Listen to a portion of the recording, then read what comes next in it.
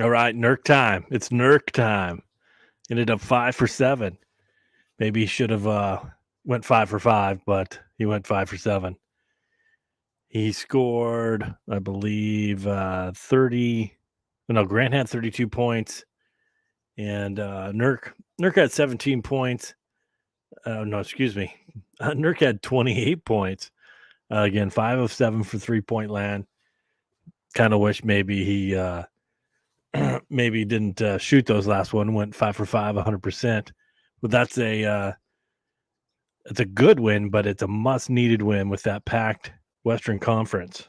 I think Calabro brought it up during the broadcast that you're 4 games out of first place, you're 4 games out of last place. So every win counts. My only problem with tonight's game is the turnovers and some dumb mistakes. I wish they would have made smarter decisions. Dame's taking some hard shots that I don't think are necessary.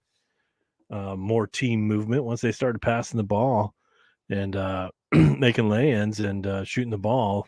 It all came together.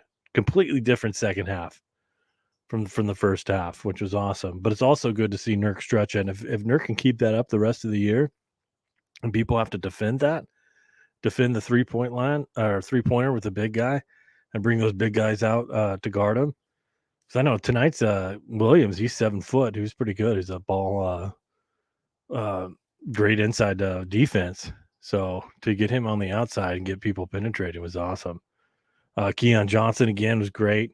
I don't know when we're going to see GP3. I thought it was going to be tonight, but apparently not. And I think their next game is on the road, and then they come back. But 18 and 16, 2 games above 500, and then they need to stay above 500. And their nemesis, the Nuggets, they keep winning. But Lillard had 17 points, Simon has 18, and Grant 13. That's what you want to see every night. And Hart getting some rebounds. Sharp didn't score at all, but Watford, I love Watford off the bench. He gives so much energy, and he plays well every single time. I like when they had a close up of him when he got a foul, and he said, "That's bullshit." I loved when he said that.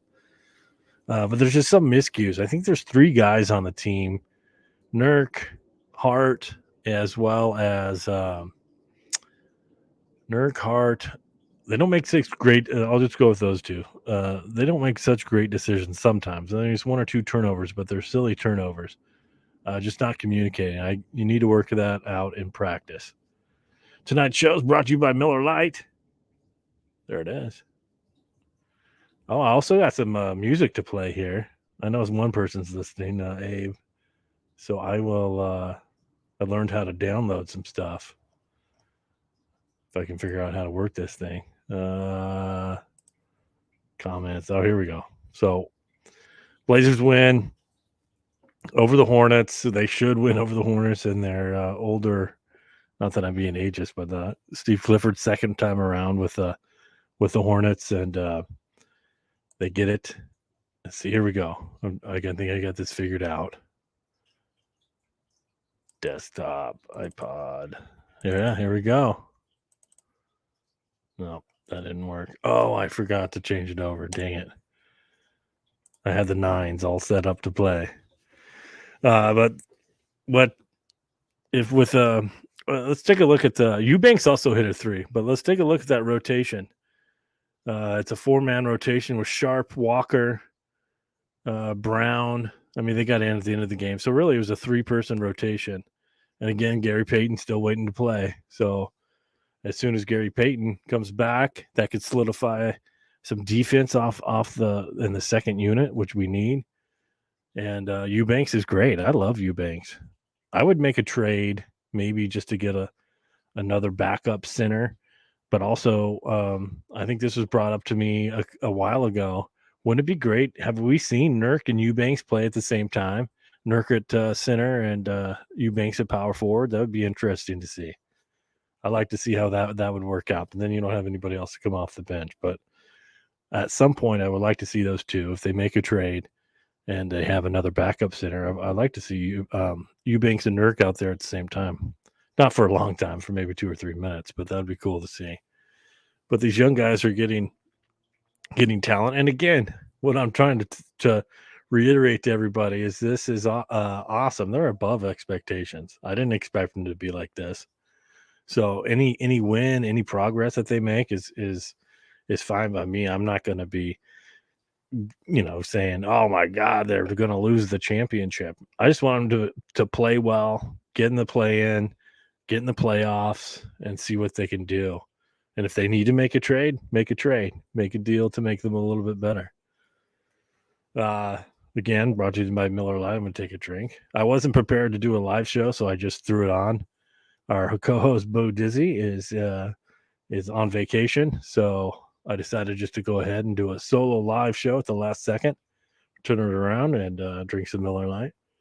I had the Nines all set up. It's a rock group from a punk band from Portland, Oregon in the 1980s. I was going to play that underneath, but it's an ACC file. I forgot to convert it to an MP3 file. Who's your favorite Blazer? They showed a lot of halftime. Clyde Drexler. This is the first time Dame's back after breaking the record. I also wonder if that maybe had something to do with Dame's little slump. Seemed like he was focused on that record, and once he got that record, he kind of maybe took a deep breath. But again, road game. 6 games and 12 nights on the road away from your family during the holidays. That's got to be rough.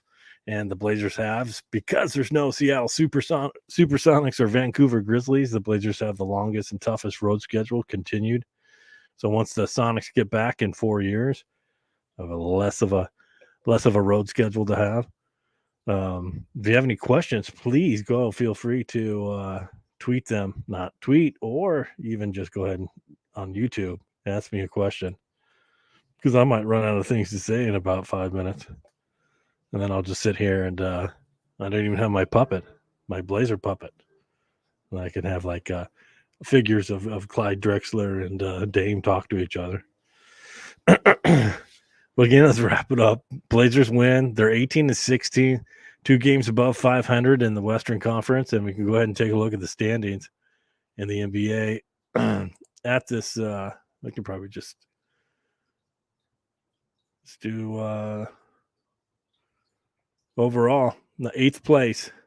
But look at that; it's it's tight. 18 and 16 is in 10th, and that's the Golden State Warriors, which I don't know what's going on with them, but being in 10th place, and then you got the Utah Jazz. So we're sitting right at 8th, and we're right behind the Mavericks, Kings.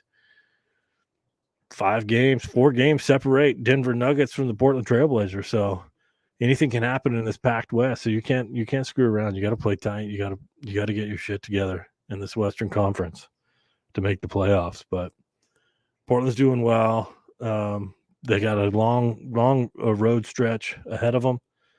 So we'll see how it turns out at home at the Rose Garden. I always call it the Rose Garden. I won't call it the Moda Center.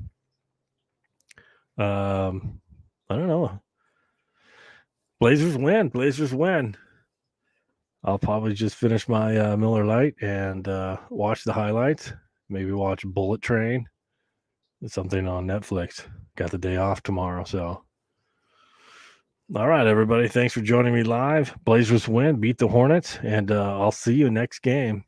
Probably not live. We'll probably do a recorded show, but appreciate this extended live version. You guys have a great holiday and a happy new year. All right. See you later, everybody.